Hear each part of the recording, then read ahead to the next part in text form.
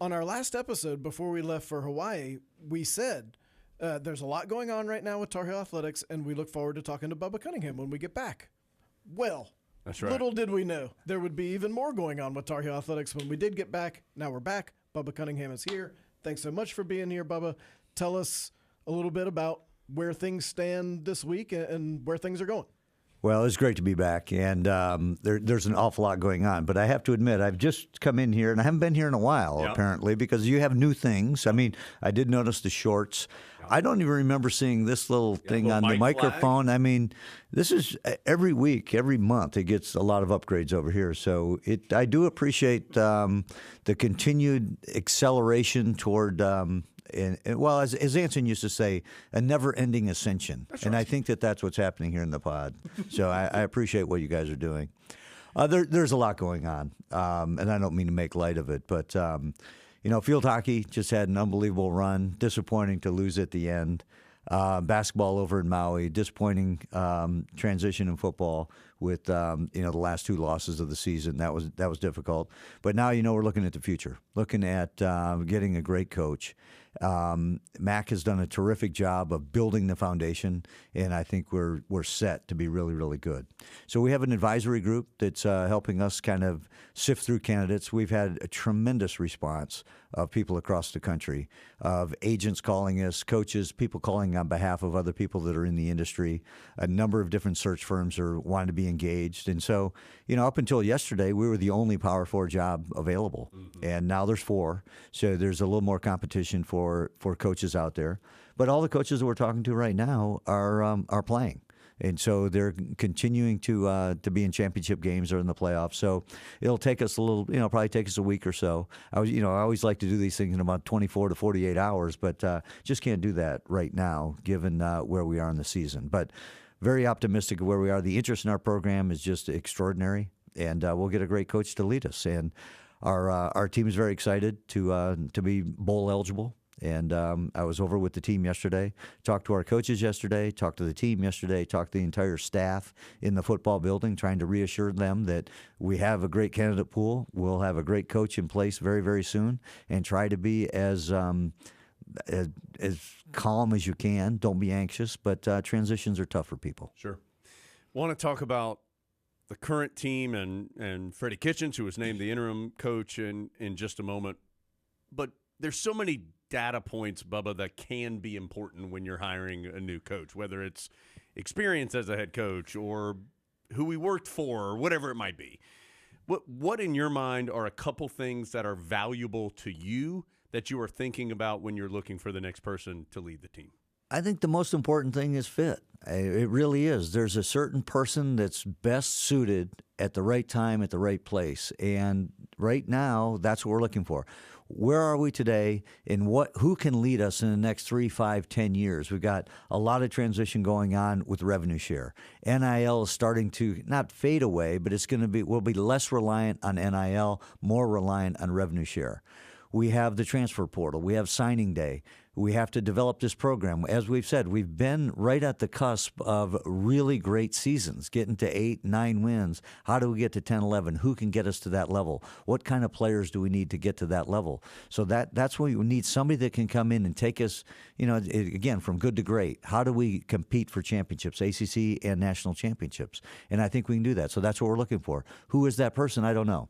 I always talk about my preference has always been hire somebody that's done it. Hire a head coach, either a sitting head coach or somebody that has done it. And then I think the last 3 or 4 hires I've made, I didn't do that. So I recognize that's where I start, but I don't always end up there. What does advisory group mean, and how do you sort through the group, I guess, sort through, you've talked about all the interest in the job, real interest and interest that might be designed to further that individual's career? Well, we have 30 names on a list, and the advisory group, I've asked them to go through the 30 names and rank them. Give me your top 5. Mm-hmm. And I think when you do that, that narrows it down to about 10 to 12. And then you try to say, okay, we're going to start, and then we started with Zoom interviews. So we will Zoom interview, which is amazing. We didn't do that 10 years ago or even pre-pandemic. There's now we're doing Zoom interviews, and it's very easy to do that now. So we'll do Zoom interviews, then we'll do in-person interviews, and then we'll make a selection.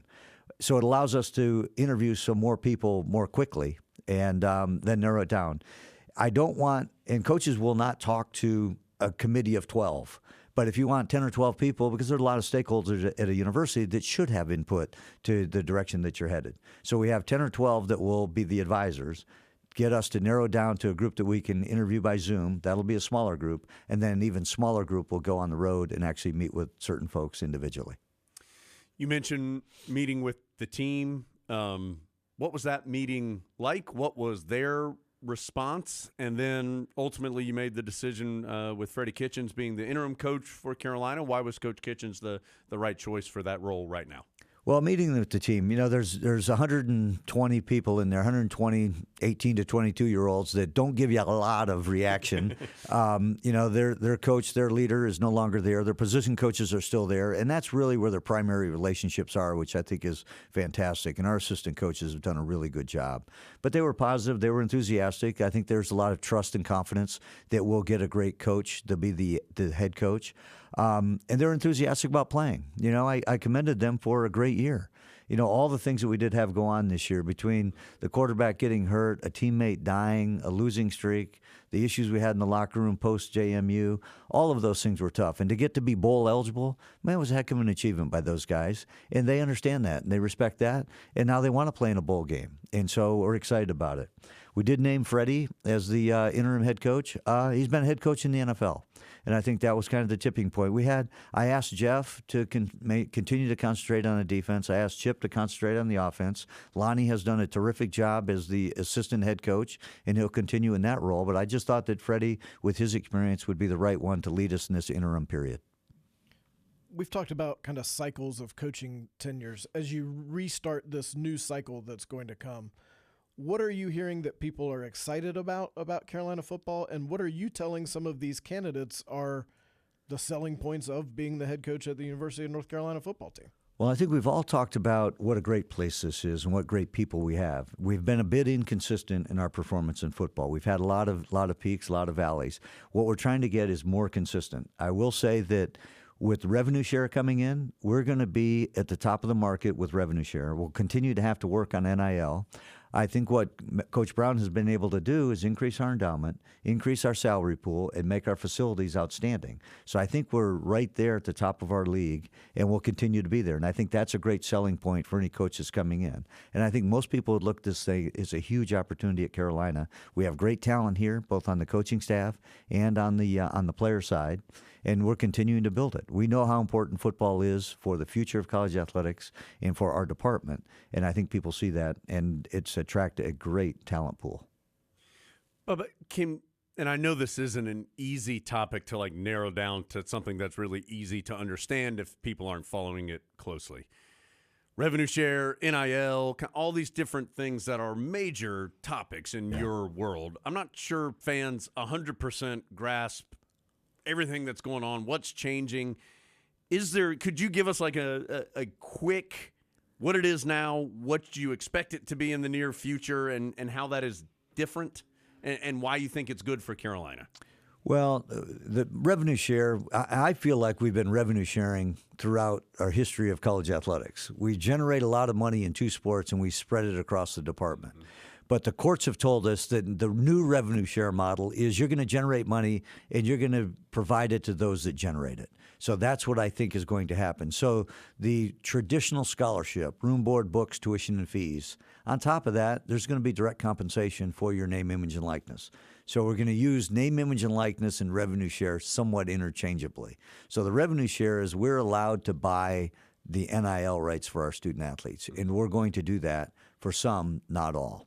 There will also be, once you revenue share with the commercial entity commercial revenue sources that we have, tickets, television, and sponsorships. So we'll share that revenue with the student athletes. You'll still be able to have your own name, image, and likeness opportunities on top of that. So students will still be compensated. So we're moving from more of a traditional collegiate amateur model to a professional model. And we've talked about it in here quite a bit. We can't get aggravated that it's changing. The imbalance between salaries and the revenue and commercial activity of sport is changing, that the scholarship isn't enough anymore. We need to add on top of that, and that's what we're going to do. And we will revenue share as much as we possibly can, and that cap has been determined by the courts, and so we'll be at the maximum. I don't know if I cleared that up at all. No, I just think I think you did. It's just a very challenging time and a different time for college athletics. What I like best about the revenue share is that it cleans it up for our donors and our fans. The university will continue to ask for money to support our program, and the department will have to make decisions about how we distribute it. And I think that's more comfortable than what we've experienced in the last 2 or 3 years, which is, hey, we need money. There's this avenue called NIL where you can do it, put it over here, and somebody mysteriously will give it to a player. No one likes that. Right. They believe that we have the best interests of the university and the students in our minds, that if the resources come to the university, we will distribute them fairly and equitably. And that's what I think the best part about revenue share is as we move forward. You've hired more than a couple coaches at Carolina now across the athletic department. When you talk about fit and then you think about watching the coaches you've hired succeed, is there anything specific about that Carolina job and that fit that you'll kind of be thinking about as you lay there at night, like just thinking about this over the course of this next week, that'll guide you as you're culling the field? Yeah, that's a really great question. And I think that the coaches that have been most successful here completely buy into the Carolina community. And it's the university, it's the athletic program, it's Chapel Hill, it's the ACC, it's all of those things. We are unique. We maybe not unique, but we're certainly rare in that this is different than a lot of other places. And I do think that there are certain personality types. I think there's ways to run your program that are different across sports and across schools and across conferences. And I think you have to be comfortable here. And that's what we look for is what is that? And it's such an intangible thing to try to figure out, but it's the ones that really embrace everything that's great about Carolina. You can't talk about what we don't have. As soon as a coach starts telling me all the things we don't have, I know we've lost them. What we have here is incredible, but you have to embrace what we have and really celebrate those things, and they're different. And I think that's why you see such great success by a lot of our coaches. Are you excited for the future? I'm very excited about the future. It's great. This place is fantastic. I mean, when I look at all the championships, look at every single team we had this fall, because volleyball just got in the NCAAs last night. Every single team in the fall got into the NCAA postseason tournament or a bowl game. So that's the success we've had. And I think the broad-based programming, the incredible success that we've had over many, many years, and as you indicated, we've had a transition in coaches, but we haven't missed a beat. Those coaches, the new coaches, have stepped in and kept our winning at the highest level. And as what you've seen with the academic support recently, our APR, our GSR, our graduation rates are all extraordinary. These students are balancing an awful lot of things, and that's driven by coaches who expect a lot, recruit great students, and they can perform while they're here. Last thing, Bubba, at least from me, and I'm not asking you to because it would be silly too to say, oh, it will definitely be decided by this day or this time. Do you have a general timeline when you would hope to be able to have this position filled? I would hope to have it done within a week. That would certainly be my expectation. We get it done by this time next week. We should be done, but that could slide forwards or backwards. Sure. But that would be my hope.